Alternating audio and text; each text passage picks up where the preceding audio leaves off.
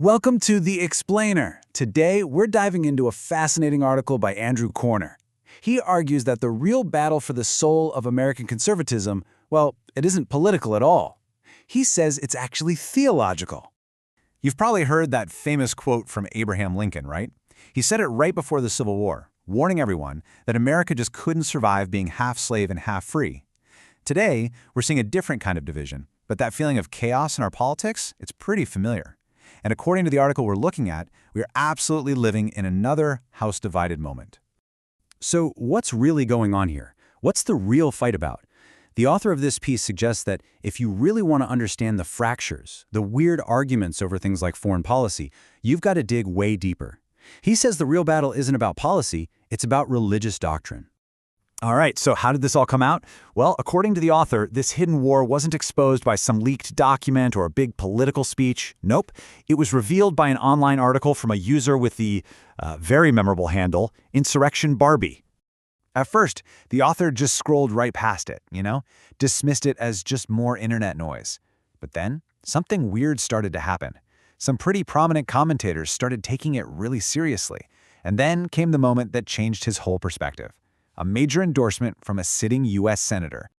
Yeah, when Senator Ted Cruz posted this, the author realized this was way more than just online chatter. This kind of endorsement signaled that the article had put into words a core belief for a really powerful group on the American right. It was like finding a key that unlocked a much, much deeper conflict. Okay, so what is this conflict at its core? The author frames it as a war between two completely different theological worldviews, what he calls Christian Zionism and traditional Catholicism. He boils it all down to a fight between logos, which represents a universal Christ-centered truth, and principality, which represents a focus on earthly power and a very specific territory. And this slide really just lays it all out side by side. The Christian Zionist view, as the author presents it, is all about a literal, physical fulfillment of prophecy. We're talking a specific piece of land, a physical temple that needs to be rebuilt. But in contrast, the traditional Catholic view sees all those promises as being fulfilled spiritually in Jesus. The New Jerusalem isn't a place you can find on Google Maps, it's a spiritual reality for all believers. It's a huge difference between the physical and the spiritual. And to really hammer this point home, the author brings up the origin of the word Catholic itself.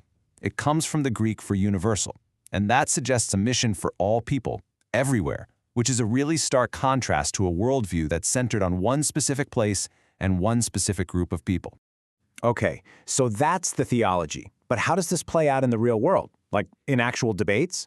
Well, the author argues it shows up in the language and the tactics people use to just shut down a conversation, and he draws a pretty provocative parallel to another modern phenomenon.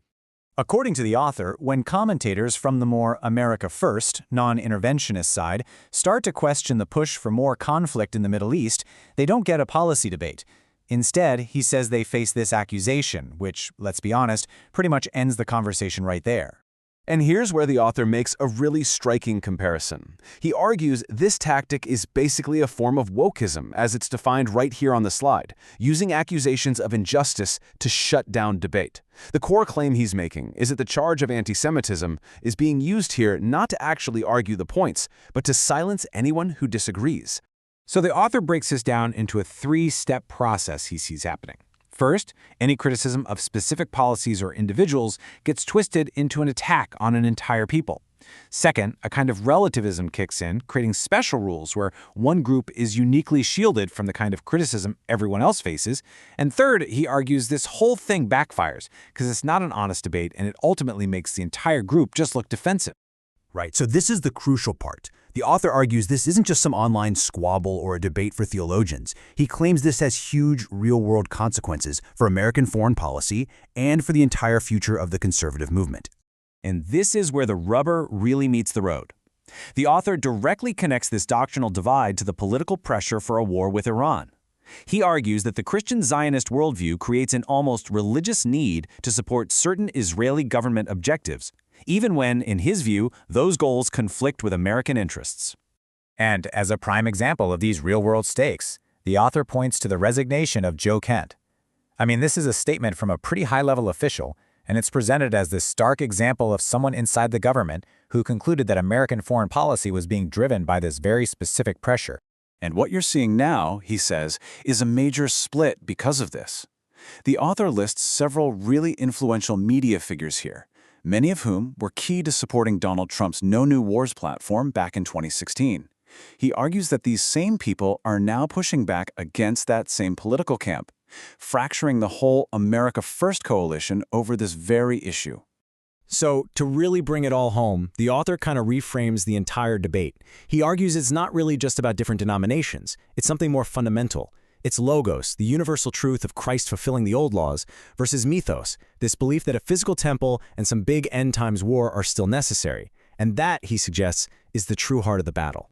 And that's really the final question the article leaves us with. Are the political battles we see playing out on the surface actually just proxies for a deeper doctrinal war over the role of faith in America? A hidden war of ideas that just might define our future.